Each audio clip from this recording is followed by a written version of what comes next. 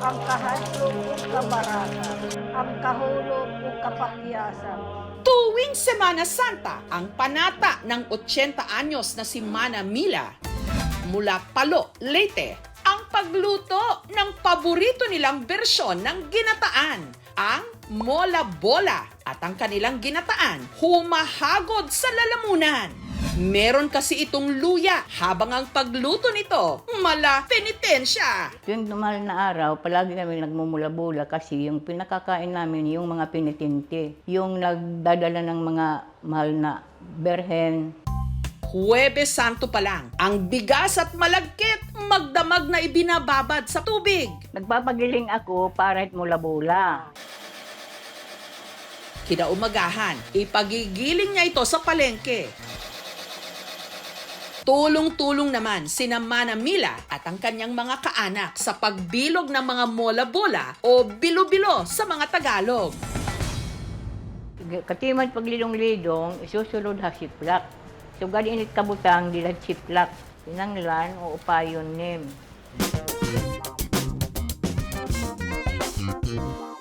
Pagsapit ng tanghali ng Biyernes Santo, lulutuin na nila ito. Pinakuluan ang pangalawang tiga ng gata. At ang nagpaangat nga sa ginataan ng mga tigapalo, ang dinikdik na luya. Kinanglan pag dik-dik higluya, pinupinuhan kay para magmarasya it mula-bola. Ang anghang ng luya kasi, ang siya raw nagbabalanse sa tamis ng gata. Nung kumulo, inihulog na ang mga mola-bola. Kung lumutang yung mula-bola, ilagay mo na yung tono. Ang ibig sabihin yan, luto na. Pagkatapos, yung asukal, ilagay rin. Kailangan din daw walang tigil itong hahaluin sa loob ng halos 1 oras. Luto na ang atin mula-bola.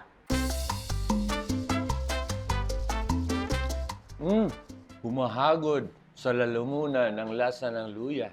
Isa ang sigurado sila, ang kanilang mola-bola. Iniluto ng may pagmamahal sa Diyos at kapwa. Sa Victoria sa Laguna naman, ang nagpapatamis sa pag-iibigan ng mga magkasintahan, ang bersyon nila ng ginataan na kung kanila namang tawagin, pinaltok.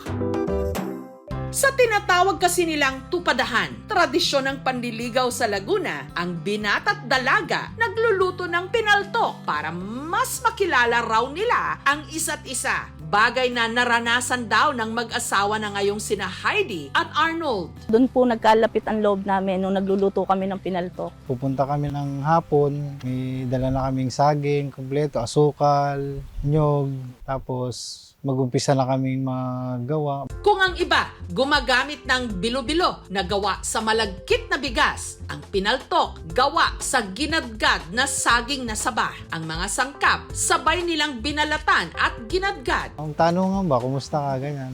Hanggang sa doon, na-develop na, doon na nagsimula. Una munang inihanda ang saba na mura o yung medyo hilaw pa. Nilalagay po namin sa tubig para hindi po mangitim. At saka ito gagadgarin o ang tawag dito, yayadyarin. Parang panliligaw, kailangan mo nang maghirap bago mo makuha yung tamis at sarap. Ang ginagamit nilang pangyabyad, gawa pa raw ng yumaong ama ni Heidi. Minsan, nasusugatan pagka nagagadgad, lalo na't mabilisan. Atin pong binibilog yung ating ginadgad na saging.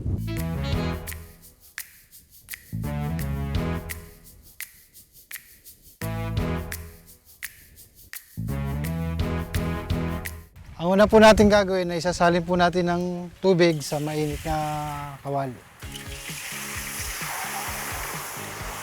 Pangalawang gata.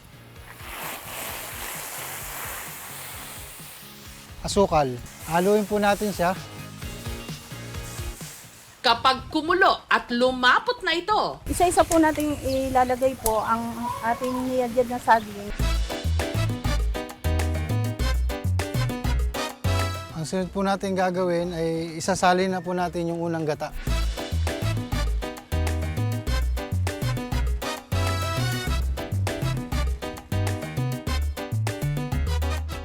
Luto Luto na po ang ating pinaltok. Kain po tayo. Kahit pustisi yung ngipin mo, pwede mo siyang kainin kasi hindi siya didikit sa ngipin mo.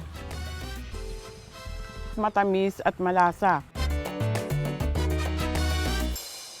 Makalipas ang 17 taon, ang pagsasama ng mag-asawa, sintamis pa rin daw ng pinakaunang pinaltok na kanilang pinagsaluhan.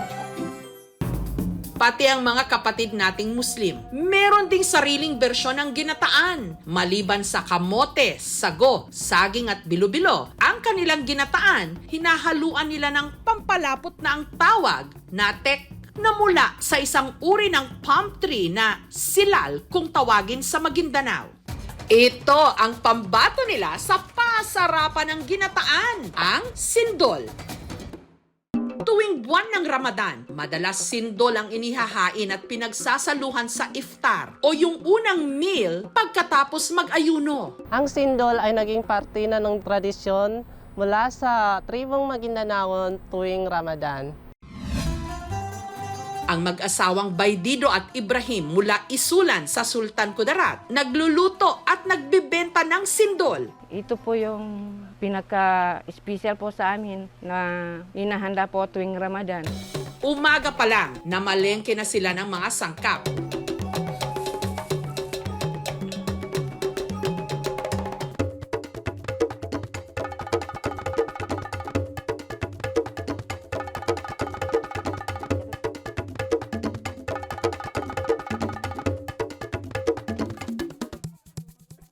Ang nalutong sindol, isinakay sa tricycle at ibibenta sa tapat ng Kapitolyo. Kada order, 20 to 35 pesos. Malaking tulong po ito, sir, kasi dito po kami kumukuha ng gastusin po namin sa araw-araw po. Usually sa mga Muslim community, kasi sa month of Ramadan, nagtitiis kami na hindi kumain at hindi uminom mula umaga hanggang sa gabi. Unang-unang kinakain na hinahanap namin is sindol. Magluluto ako at mararamdaman ng mga ng komunidad na ako ay kapatid nila sa pananampalatayang Islam. At yun ay ibibigay ko ng kusang loob.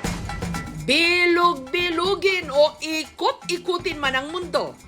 Mula Luzon, Visayas at Mindanao, nakadikit na sa ating tradisyon, kultura at pananampalataya ang love affair ng sambayanan sa ginataan.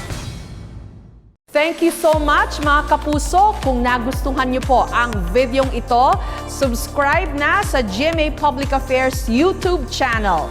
Don't forget to hit the bell button for our latest updates.